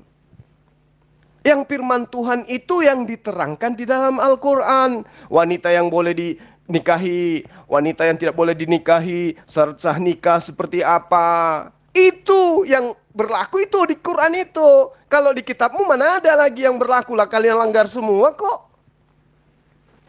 Coba. Matius 5 nomor 28. Siapa yang memandang dan menginginkan dia berzina. Kamu hasil daripada prosesi itu. Proses yang membuat kamu itu jatuh ke dalam posisi anak zina. Entah itu terjemahan kitabmu yang salah. Ya, entah memang itu ajarannya bukan seperti itu. Entah pengarangnya yang salah tulis. Wallahu alam. Tapi itu yang disajikan hari ini di kitabmu. Barang siapa yang memandang perempuan dan mengingininya di dalam hatinya, maka dia telah berzina. Itu yang terjadi. Indikasi itu yang kemudian terjadi terhadap kedua orang tuamu. Berarti kamu anak zina berdasarkan dalil itu, bukan atas tuduhan dan fitnaan dan serta hinaan saya, bukan. Lalu kemudian dengan cara apa kau menutupi aibmu itu? Dengan cara kamu menilai Rasulullah berdasarkan karangan-karangan yang ada dalam kitabmu. Gak bisa gitu. Kamu nilai diri kamu berdasarkan kitabmu dulu. Karena kitabmu itu berlaku untuk dirimu. Kitab kami berlaku untuk kami. Jangan kemudian hukum-hukum dalam agamamu kau nisbahkan kepada agama lain. Gak bisa. Gak bisa. Makanya selama ini ketika kita berdebat, yang ada adalah Kristen versus Yesus. Ajaran Yesus versus ajaran Kristen. Kalau kami mana ada ajaran Rasulullah Muhammad SAW versus Islam? Gak ada. Kenapa? Karena kami umat Islam, pengikut Rasulullah, mengimani semua perkataan dan perbuatan beliau. Kitabnya Al-Quran, kitabnya hadis sahihah. Kami imani itu. Lah kalian, Yesus Kristen itu cakar-cakaran. Ajaran Yesus kayak mana, ajaran Kristen kayak mana. Jadi kamu berdamai dulu dengan ajarannya Yesus, baru kamu dudukkan ajarannya agamamu ke ajaran kami Islam. Karena lakum dinukum waliyadin. Hukummu untuk hukummu, hukum kami untuk kami. Jangan kemudian kamu dudukkan hukum agama pagan kalian itu ke Islam. Gak bisa. Kalau kemudian Islam didudukkan ajarannya ke kamu, boleh. Kenapa? Karena ajaran Islam berkesesuaian dengan ajaran para nabi. Berkesesuaian dengan ajaran Yesus. Islam mengajarkan menyembah hanya kepada Allah. Yesus mengajarkan menyembah hanya kepada Allah. Kristen mengajarkan menyembah kepada roh, kepada anak, kepada bapa, kepada ini dan itu. Jadi bertentangan semuanya. Kalau ajaranmu kamu jadikan cerminan terhadap agama Islam, nggak bisa. Harusnya ajaran kitabmu kau cerminkan dengan dirimu. Kalau sudah berkesesuaian, baru top. Tapi kan faktanya bertentangan. Kalian kawin cerai. Kalian seks bebas. Kalian tidak punya syarat sah nikah. Kalian hanya kawin. Prosesi pernikahan yang ada di gereja nggak niru dari Bani Israel. Adanya dari Yunani. Jadi satukan dulu ajaran kitabmu dengan prosesi agama kalian. Baru kamu loncat ke Rasulullah Muhammad SAW. Kenapa? Karena kami umat Islam punya panduan sendiri. Gak boleh kamu mengukur kitabmu yang abal-abal itu ke kami. Gak bisa. Ya, damaikan dulu dirimu dengan kitabmu. Kalau sudah selaras, baru kau bisa menilai ke agama lain. Pahami itu? Waduh, kamu bikin malu lagi. Kamu blunder lagi, Zulkifli M. Abbas. Ya, kamu blunder lagi. Saya bilang setiap kali kamu berdebat dengan saya, ya, kamu membuat blunder dengan apa? Dengan kata-katamu sendiri. Senjata makan tuan. Sekarang kamu menuduh orang-orang Kristen. Zulkifli, ya, saya pernah di Jawa, Zulkifli. Ya, kamu tahu nggak populasi di Jawa berapa banyak populasi? Di Jawa Barat saja sudah 40 juta lebih, sudah hampir 50 juta penduduknya. Belum di Jawa Tengah, belum di Jawa Timur, Zulkifli. Itu apa? Itu hasil dari kawin menikahkan 2, 3 atau 4, bahkan lebih dari 5, Zulkifli. Ya. Yang pada akhirnya apa, Zulkifli? Menciptakan kesenjangan sosial, ya. Seorang ayah tidak akan mengenal ibunya, seorang ibu tidak mengenal anaknya karena pergi ikut bapaknya akibat mereka bercerai. Ya, itu terlalu banyak, Zulkifli, di Jawa terjadi. Ya, bukan hanya di Jawa, mungkin mohon maaf di Makassar juga seperti itu mungkin ya. Ya, makanya saya katakan jika kamu dengan kata-katamu itu ya mengatakan orang Kristen yang melakukannya, aduh, sungguh sangatlah miris, Zulkifli M. Abbas. Ya, saya di Jawa 15 tahun, Zulkifli M. Abbas. Maka saya bilang, ya, pernikahan, perceraian, ya, kemiskinan, kesenjangan sosial itu di Jawa terlalu banyak. Ya, karena apa? Karena laki-laki menceraikan istrinya, kemudian menikahkan wanita lain. Ya, setelah menikah dengan wanita lain, dia bercerai lagi, kemudian meninggalkan anak dan istrinya dan pergi dengan wanita lain. Ya. Dan itu tidak dilarang oleh agama, tidak dilarang oleh Allah Subhanahu wa taala, Zulkifli M. Abbas. Ya, wahai umat Islam, janganlah kalian memanfaatkan apa yang Allah katakan. Gitu loh. Ya. Dan kemiskinan terbesar di Indonesia itu terjadi ya karena apa? Karena kawin cerai. Ya. Populasi di Indonesia ini sampai 200 juta itu karena apa? Karena kawin cerai. Satu laki-laki bisa memiliki 5-6 istri berbeda. Bahkan satu orang ibu janda, dia bisa memiliki 5, bahkan 6, bahkan 7 suami yang berbeda. Dengan anak yang dihasilkan berbeda pula. Ya, satu perempuan ya memiliki anak 5 orang, dari 5 ini punya bapak berbeda-beda juga. Ya, ini yang saya bilang menciptakan ketidaknyamanan di masyarakat, menciptakan ketidakdamaian, kesenjangan sosial yang diciptakan di situ. Ya, kenapa semua ini bisa terjadi? Ya, karena apa? Kita kembali kepada firman Allah Subhanahu wa taala, nikahilah wanita, kawinilah wanita 2, 3 atau 4 yang kamu sukai. Ya, jadi kamu jangan malu-maluin Allahmu, ya, ini Allahmu sendiri nih. Saya yang mempersalahkan dia loh. Ya, atas kesenjangan sosial, atas masalah-masalah sosial yang terjadi akibat apa? Perkawinan cerai. Ya. Ya, ceritanya kan kami boleh poligami. Kitab kami membolehkan. Berarti kitab kami dengan prosesi di dalam kehidupan keberagamaan kami berkesesuaian.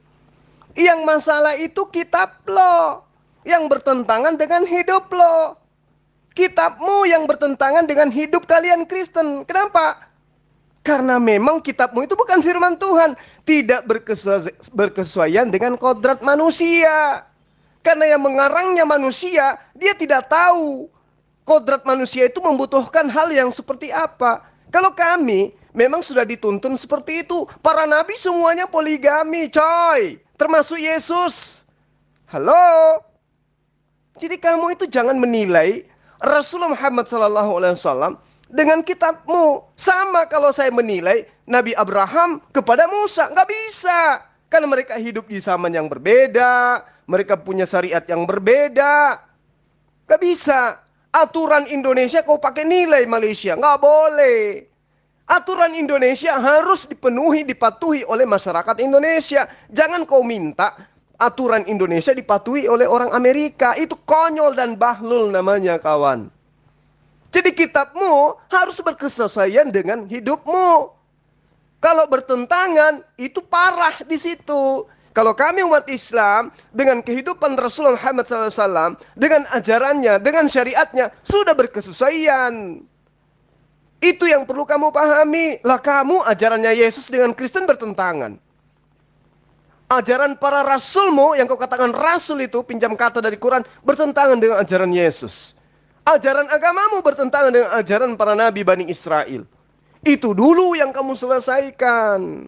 Mau lari kemanapun kamu akan ketampar. Kamu bilang saya ketampar. Tidak ada itu. Orang yang menilai kok. Bukan Anda yang menilai.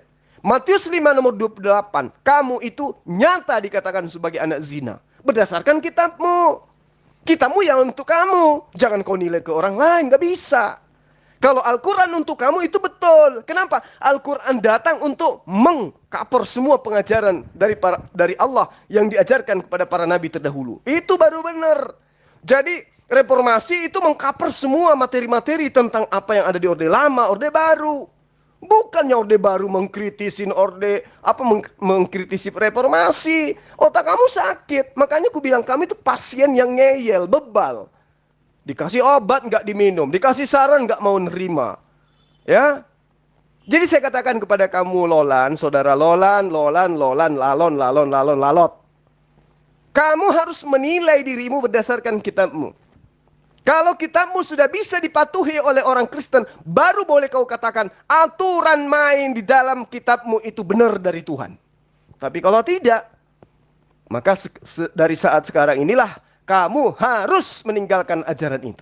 Al-Quran apa yang tidak berkesesuaian? Semua berkesesuaian tentang apa yang pernah Allah ajarkan kepada Bani Israel. Tentang poligami, kakeknya Tuhanmu, bahkan 600 istrinya. Bahkan ada yang ribuan istrinya, ada gondiknya pula, ada budak-budaknya pula. Berkesesuaian. Tentang perang, Allah di dalam kitabnya para nabi Bani Israel memerintahkan perang, mengajarkan perang. Harta rampasan perang. Dalam kitabmu juga diajarkan bagaimana pembagian harta perang. Jadi apa yang ada di Al-Quran, itu sudah berkesesuaian. Aturan mainnya Tuhan. Kitabmu gimana? Kitabmu gimana? Bakar roti jelai di atas tai kering. Apa-apaan? Orang panuan dikurung 14 hari tanpa mandi, tanpa ganti baju. Apa-apaan? Kakak beradik memperkosa bapak sendiri. Apa-apaan? Tuhan bergumul dengan manusia. Tuhan kalah. Apa-apaan? Manusia jelma jadi manusia. Apa-apaan? Apa Tuhan jelma jadi manusia? Manusia melahirkan Tuhan. Manusia membunuh Tuhan. Apa-apaan ajaran kayak begitu? Sadarlah ya sahabat lalu. Selama kamu masih bisa bernapas, artinya selama itu juga kamu bisa bertaubat. Tinggalkan agama yang membuat kamu gila permanen. Zulkifli M. Abbas, ya, kamu pikir dengan mengawini 2, 3 atau 4 itu kamu bisa berlaku adil? Ya, itu malah sebaliknya Zulkifli M. Abbas. Ya, Allah kamu itu dia tidak maha adil. Ya, kalau dia maha adil, dia mengatakan bahwa cerai menikahkan 2, 3, 4. Ya, itu dia akan menjaga keadilannya. Tetapi buktinya apa? Tidak ada keadilan di situ, Zulkifli M. Abbas. Ya, kamu blunder lagi aja. Ya, setiap kata-kata kamu itu kalau saya kelola ulang, itu menampar muka kamu sendiri, Zulkifli M. Abbas. Ya, makanya penjelasan saya tadi itu kamu dengar, kamu simak baik-baik. Ya, kamu bilang menikahkan 2-3 supaya menghindari persinahan. Justru banyak sekali persinahan yang terjadi dengan menikahkan 2-3 atau 4 ini, Zulkifli. Ya, makanya saya bilang, saya kaitkan dengan apa yang Yesus katakan, jika Anda menikahi perempuan yang bercerai, yang sudah bercerai dari suaminya, kamu berbuat zina. Ya, karena apa? Ya, karena dia tidak mampu mempertahankan rumah tangganya. Ya, apalagi kamu berbuat menikahkan perempuan yang bercerai karena berzina. Aduh. Ya, banyak sekali loh Yesus menegaskan. Ya, banyak sekali perempuan ya yang bercerai karena berzina itu jangan dikawinkan. Ya, yang bercerai saja tidak boleh dikawinkan. Ya, apalagi yang bercerai karena berzina. Ya, makanya saya bilang, ya lebih mulia Yesus gitu loh. Ya, Tuhan yang baik, yang benar itu Yesus. Sehingga tidak menciptakan gitu loh yang tadi saya katakan sebelumnya. Tidak menciptakan permusuhan antara satu wanita dengan wanita yang lain, antara satu pihak dengan pihak yang lainnya. Ya, tidak menciptakan kesenjangan sosial akibat seorang ayah meninggalkan anak-anaknya karena dia bercerai dengan ibu dari anak-anak itu. Ya, makanya saya tadi menjelaskan kepada kamu, Zulkifli M. Abbas, akibat kawin cerai, akibat perkawinan dan perceraian yang diizinkan oleh Allahmu, ya, kesenjangan sosial di Indonesia meningkat. Ya, masalah-masalah sosial di masyarakat meningkat. Ya, kemiskinan. Ya. Semuanya tercipta karena apa? Wah, saya tidak mau sebutkan, Zulkifli, silakan Anda berpikir sendirilah, ya. Makanya saya bilang jangan bikin blunder di sini. Kamu berkali-kali. Aduh. Kalau menikahi 1, 2, 3, 4 saja masih banyak perzinahan. Bagaimana kalau tidak? Sementara kodrat manusia itu ya sukanya itu berzina. Karena sukanya berzina sehingga muncul dalil dalam Al-Quran. La taqrabu zina. Karena saking sukanya berzina, di dalam kitabmu pun ada yang tadi. Kamu hasil zina. Memandang, mengingini zina. Dan itu ada dalam kitabmu. Saking tidak bolehnya berzina itu. Nah sekarang kamu adalah orang yang diajarkan gereja. Tidak boleh mengingini, gak boleh memandang wanita, gak boleh lebih dari satu istri. Tapi pada prinsipnya, pada prakteknya, yang menyuarakan dari mimbar itulah pelakunya yang utama. Coba lihat yang terungkap baru-baru ini. Bukan kepada wanita yang sudah dewasa, anak-anak kecil. Mereka sodomi, ya, mereka cabulin, di bawah umur ditemukan kuburannya dan seterusnya dan seterusnya. Aib ini, bro, aib. Tapi kalau dilihat dari catatan-catatan kitabmu yang kau katakan tadi itu, wah, hebat. Tapi ternyata itu hanya sebuah kerangan yang mengenakkan kuping, menyejukkan di mata. Faktanya tidak berkesesuaian dengan pola hidup manusia. Al-Quran sesuai, Al-Quran selaras. Memang diterangkan, boleh nikah lebih dari 1, 2 boleh, 3 boleh, 4 boleh. Kalau tidak bisa berlaku adil, cukup 1. Dan hanya Islam yang mengajarkan itu. Kalau di agamamu tidak ada itu cukup 1, nggak ada. Nggak ada dalilnya di dalam kitabmu cukup 1, nggak ada. Saya boleh kamu baptis kalau ada dalam kitabmu. Beristri cukup 1 saja. Kamu boleh baptis saya kalau ada dalilnya. Nggak akan ada kamu temukan. Yang ada, apa yang dipersatukan oleh Tuhan tidak boleh dipisahkan lagi oleh manusia kecuali oleh maut. Tidak ada cukup 1, hanya di Islam. Sekali lagi saya katakan, hanya agama Islam yang mengajarkan cukup 1 istri. Hanya di Islam. Ya, selainnya ya suka-suka kalian lah. Tidak ada dalilnya, tidak ada syariatnya, tidak ada penekanannya. Malah yang dikatakan segalanya halal untukku, tapi aku tidak boleh diperhamba oleh apapun. Itu di agama Anda. Jadi kalau Anda mencoba mengkritisi Rasulullah Muhammad SAW berdasarkan kacamata kitabmu, maka tunggu dulu. Kritisin dulu kalian Kristen-Kristen ini berdasarkan kitab kalian. Apa sudah berkesusahan? Kalau kami umat Islam, apapun yang kami lakukan, itu selalu pedomannya terhadap ajaran Rasulullah Muhammad SAW. Kalian, nyembah Yesus, ajaran siapa? Ajaran siapa tuh? Nyembah Yesus. Baca Markus 5, nomor 2 sampai nomor 6. Iblis yang mengajarkan kalian, mencontohkan kalian, mempraktekkan hal menyembah kepada manusia bernama Yesus. Iblis. Lihat itu. Menghujat poligami, lihat kitabmu. Bahkan mencontohkan poliandri di dalam kitabmu. Bagaimana Sarah poliandri terhadap Fir'aun dan juga Abraham. Baca kitabmu. Bagaimana seorang anak kandung memperkosa dua anak kandung memperkosa ayahnya. Baca kitabmu. Bagaimana seorang istri mengajak laki-laki lain berzina sampai pagi karena suaminya dalam perjalanan. Baca kitabmu. Bagaimana caranya mendapatkan istri yang kita inginkan? Perkosa. Karena hasil dari pemerkosaan kita akan menikahi orang yang kita perkosa. Baca kitabmu. Tentang gay, baca kitabmu. Ya, onani, baca kitabmu. Jadi apa yang kurang? Kamu harusnya mencerminkan hidupmu terhadap kitabmu. Jangan cuma kasih. Kasih apaan? Itu cuma buah bibir. Fakta di lapangan gak ada itu. Jadi jangan pernah kau mencoba untuk mengkritisi, apalagi menghujat, menghina Rasulullah Muhammad SAW. Karena pengetahuanmu, baik terhadap kitabmu sendiri, lebih-lebih terhadap kitabnya umat Islam, tidak ada. Nonsen. Terakhir saya katakan kepada Anda adalah hasil dari zina berdasarkan terjemahan kitab Anda Matius 5 nomor 28. Saatnya Anda berpikir, bercermin.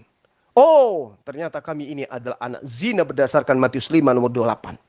Karena itulah saran saya terakhir dari saya untuk sesi ini ya.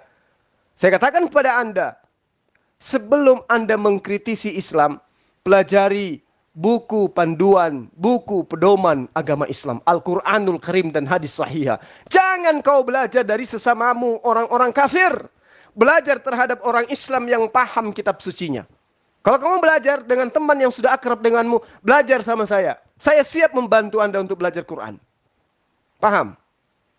Ya, mudah-mudahan tuduhanmu, fitnahanmu terhadap Rasul Muhammad SAW dengan adanya Matius 5:28, Anda berhenti menghujat, Anda berhenti menghina, Anda menyadarilah sekarang bahwa ternyata umat Kristen tidak bisa menjalankan kitab yang mereka anggap sebagai suci.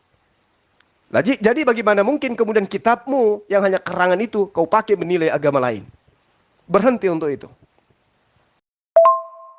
Oke, sahabat-sahabat sekalian, ya saya anggap sesi kali ini udah ya sampai di sini. Yang pada intinya saya sudah menyadarkan si Yohanes Lolan agar jangan menghina Rasulullah Muhammad SAW berdasarkan ketidaktahuannya dia tentang apa yang terjadi di dalam sejarah umat Islam.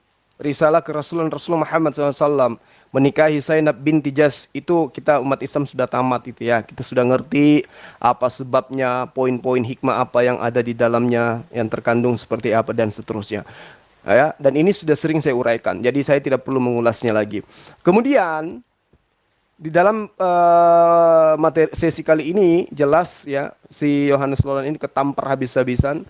Berdasarkan terjemahan kitabnya Matius 5 nomor 28, ternyata dia adalah hasil dia anak dari hasil zina. Karena dalil mengatakan, Yesus berkata, "Aku berkata kepadamu," kata Yesus, "barang siapa yang mengingini perempuan dan barang siapa yang memandang perempuan dan mengingini di dalam hatinya, maka dia telah berzina di dalam hatinya." Artinya, bapaknya dengan emaknya sebelum mereka kawin, mereka saling menginginkan. Berarti mereka terlebih dahulu berzina baru mereka kawin. Dengan demikian, hasil daripada kawinnya mereka adalah zina. Berarti, ya berdasarkan dalil ini, bukan berdasarkan asumsi saya, berdasarkan dalil ini, si Yohanes Lolan ini adalah anak zina. Demikian para sahabat-sahabat sekalian, mudah-mudahan ini bisa dijadikan sebagai pelajaran. Ya, kepada sahabat saya Yohanes Lolan, saya doakan mudah-mudahan Anda bisa mendapatkan hidayah, agar Anda meninggalkan ajaran yang membuat Anda gila permanen, jauh dari akal sehat. ya menuju kepada ajaran yang menyembah kepada penciptamu sendiri, Allah Subhanahu wa taala. Demikian, salam satu Tuhan, Allahu Akbar.